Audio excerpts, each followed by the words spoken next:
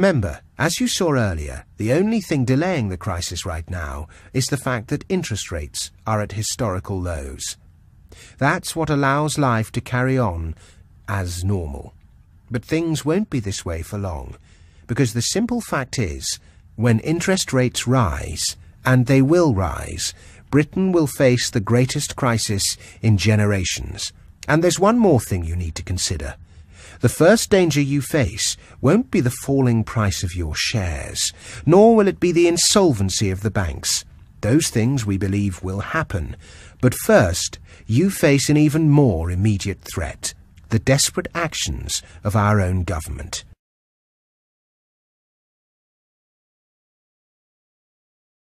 There is nothing the government can do to solve the debt crisis. Better people than David Cameron and George Osborne have tried to get out of similar crises in the past, and failed. As you have seen, the hole we've dug for ourselves is simply too big to ever fill back in. But that won't stop politicians making a series of bad decisions to fight the inevitable while they're still in power. They must be seen to be doing something, and that's bad news for you. As the crisis deepens, panic will take hold. In a desperate attempt to pay off the debts and try to regain control, politicians will cast around for any sources of money available and use almost any means to seize it. Invariably, that means they'll turn to their primary source of income: you. Throughout history, when countries are in financial crisis, governments automatically raid the wealth of their citizens. It's all they can do. It goes as far back as ancient Rome. As the empire crumbled and inflation raged, the emperors raised taxes over and over, squeezing as much coin as they could from their subjects. Back to the 20th century, in 1933, President Roosevelt signed Executive Order 6102, forbidding the man on the street to hold any significant amount of gold. In the midst of the Great Depression, the government basically made it illegal for anyone but them to hoard the precious yellow metal. Refusal to comply with these demands was met with a 5-year prison sentence. That's essentially how the US filled Fort Knox, by seizing other people's gold.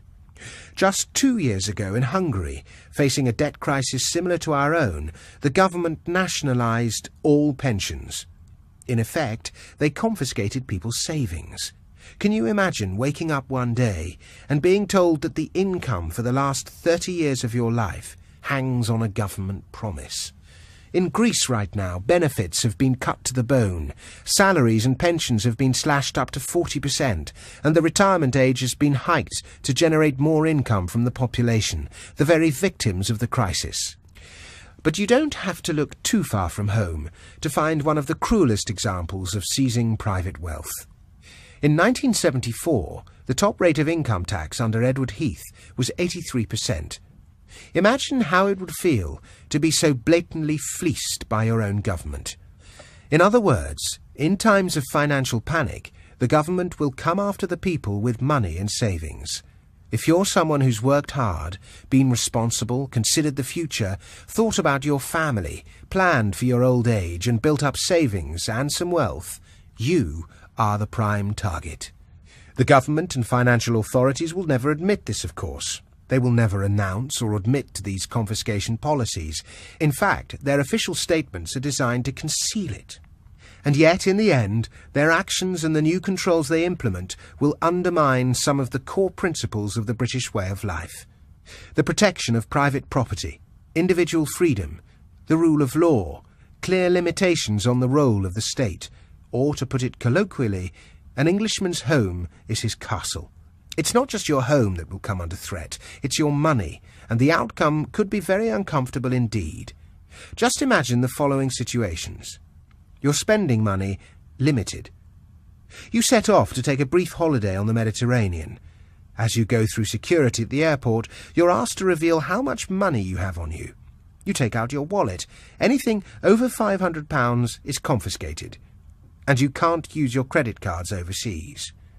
Your investments restricted.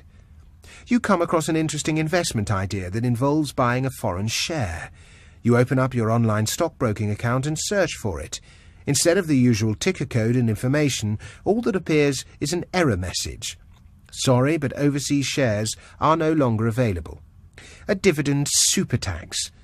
You decide to review your investments and look through your latest pension and broker statements.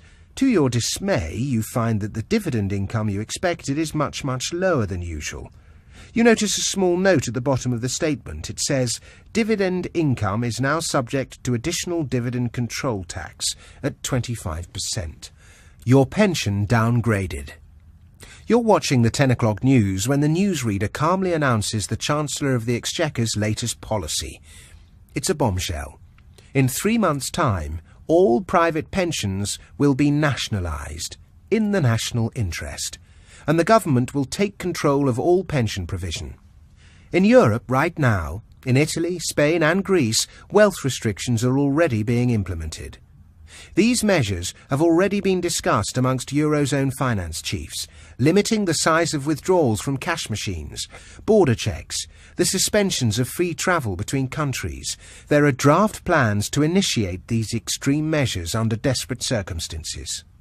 Considering the UK has one of the largest debt-to-GDP ratios on the planet, how long will it be before your money is seized by our cash-strapped government? Will it be when interest rates creep up 1%, 2%? It's impossible to predict exactly. Unfortunately, you cannot stop the government taking this course of action. Even worse, these measures will primarily be aimed at people exactly like you. People who have worked hard, saved their money and paid their taxes. There may be resistance, even mass protests. But if things get bad enough, we think capital controls will be put in place once again. Remember how Britain got into this dangerous situation in the first place. The enormous cost of welfare started spiralling. We had to borrow hundreds of billions to service it. We had to pay interest on that borrowing. The debt has grown and grown. Soon the rates of interest could rocket. At that point, the government cannot function. And very soon we believe they will target you and your wealth to pay for everything.